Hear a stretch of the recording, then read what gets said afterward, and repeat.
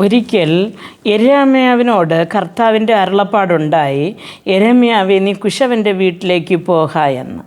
ഈ അരുളപ്പാട് കേട്ട് യെരമ്യാവ് നേരെ കുശവൻ്റെ വീട്ടിൽ പോയി. അവൻ അവിടെ ഒരു കാഴ്ച കാണുകയാണ്. യെരമ്യാവിൻ്റെ പുസ്തകം 18-ാമത്തെ അധ്യായം അതിൻ്റെ 4-ാമത്തെ വാക്യത്തിൽ നാം കാണുന്നു, കുശവൻ കളിമണ്ണ് കൊണ്ടുണ്ടാക്കിയ പാത്രം അവൻ്റെ കയ്യിൽ ചീത്തയായിപ്പോയി. എന്നാൽ കുശവൻ അതിനെ തനിക്ക് തോന്നിയതുപോലെ മറ്റൊരു പാത്രമാക്കി തീർത്തു എന്ന്. അപ്പോൾ യെരമ്യാവ് കണ്ടുകൊണ്ട് പോവുകയാണ്, തൻ്റെ കയ്യിലിരുന്ന പാത്രം കളിമണ്ണ് പാത്രം ഉണ്ടാക്കിക്കൊണ്ടിരുന്നത് ചീത്തയായിപ്പോയി. പക്ഷേ ഈ യെരമ്യാവ് വേറൊരു പാത്രമായിട്ട് വനയുന്നതാണ് കണ്ടത്. അപ്പോൾ ഇത് കണ്ട് അങ്ങനെ ഭ്രമിച്ച് നോക്കിക്കൊണ്ട് നിൽക്കുമ്പോൾ കർത്താവിൻ്റെ വാക്ക് വീണ്ടും ശബ്ദം വീണ്ടും ഈ ഒരു യെരമ്യാവ് കേൾക്കുകയാണ്. അപ്പോൾ യഹോവയുടെ അരുളപ്പാട് എനിക്കുണ്ടായതെന്തെന്നാൽ, ഇസ്രായേൽ ഗൃഹമേ, ഈ കുശവൻ ചെയ്തതുപോലെ എനിക്കും നിങ്ങളോട് ചെയ്യുവാൻ കഴിയുകയില്ലയോ എന്ന് യഹോവയുടെ അരുളപ്പാട്. ഇസ്രായേൽ ഗൃഹമേ, കളിമണ്ണ് കുശവൻ്റെ കയ്യിൽ ഇരിക്കുന്നത് പോലെ നിങ്ങൾ എൻ്റെ കയ്യിൽ ഇരിക്കുന്നു എന്ന് പറയുന്നു.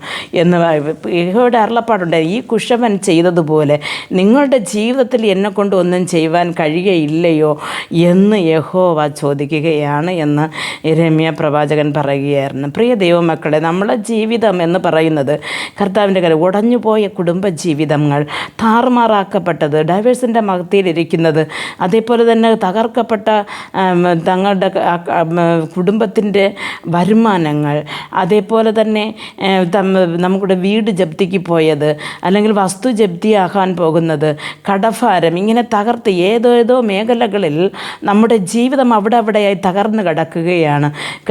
ഒരു ജോലി ഉണ്ടായിരുന്നു, ആ ജോലി നഷ്ടപ്പെട്ടു, അടുത്തൊരു ജീവിതത്തിന് വഴിയില്ലാതെ തകർക്കപ്പെട്ട് നിൽക്കുന്നു. ഇതേപോലെ ഏതവസ്ഥയിലാണ് നിങ്ങൾ ഇന്ന് നിൽക്കുന്നു എന്ന് കർത്താവ് അറിയുന്നു. നിങ്ങൾ ഇരിക്കുന്നത് പോലെ ഒരു കുശവൻ്റെ കയ്യിൽ ആ ഇരുന്ന കളിമണ്ണിനെ തന്നെ അത് ചീത്തയായപ്പോൾ വേറൊന്നുണ്ടാക്കിയതുപോലെ നമ്മുടെ ജീവിതത്തിൽ ഉണ്ടായിരുന്ന ചിലത് നഷ്ടപ്പെടുമ്പോൾ അതിനേക്കാളും ശ്രേഷ്ഠമായത് ഒന്നും ഉണ്ടാക്കി തരുവാൻ കർത്താവിനെ കൊണ്ട് കഴിയും. അതിനേക്കാളും ശ്രേഷ്ഠമായി നമ്മെ ജീവിപ്പിക്കുവാനും കഴിയുമെന്ന് ദൈവവചനം പറയുമ്പോൾ, എന്നെ കേൾക്കുന്ന എൻ്റെ പ്രിയ ദൈവപൈതലെ, നിങ്ങളുടെ ജീവിതം ഇന്ന് ഏത് മേഖലയിൽ ഇരിക്കുന്നുവോ അതിനെ അതേപോലെ തന്നെ കർത്താവിൻ്റെ കരങ്ങളിൽ ഏൽപ്പിക്കുക. അവൻ പുതിയതൊന്നായിട്ട് നിങ്ങളുടെ ജീവിതത്തെ മെനഞ്ഞെടുത്ത് തരും. നിങ്ങൾ ആഗ്രഹിക്കുന്നതിനും നനയ്ക്കുന്നതെങ്കിലും അത്യന്തപരമായി നടത്തുവാൻ കഴിവുള്ള കർത്താവിൻ്റെ കരങ്ങളിൽ നാം ഈ ഭരമേൽപ്പിച്ചിട്ട് സ്തോത്രത്തോട് കാത്തിരിക്കുമ്പോൾ കർത്താവ് അതിനെ നമ്മെ ഒരു മാനപാത്രങ്ങളായി മാറ്റുവാൻ ശക്തനെന്ന് ഈ വചനം പറയുന്നു. പ്രാർത്ഥിക്കാം.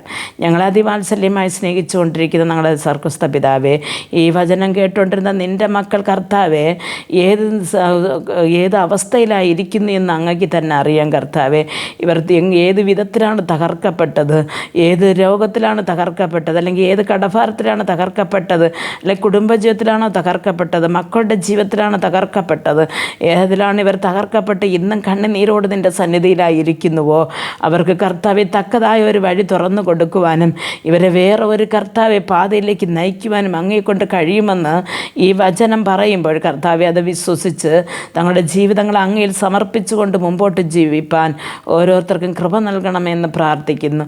യേശുക്രിസ്തുവിൻ്റെ നാമത്തിൽ പ്രാർത്ഥിക്കുമ്പോൾ പ്രാർത്ഥന കൃപയോട് കേട്ട് മറുപടി നൽകി തരണം നല്ല പിതാവേ. ആമേൻ.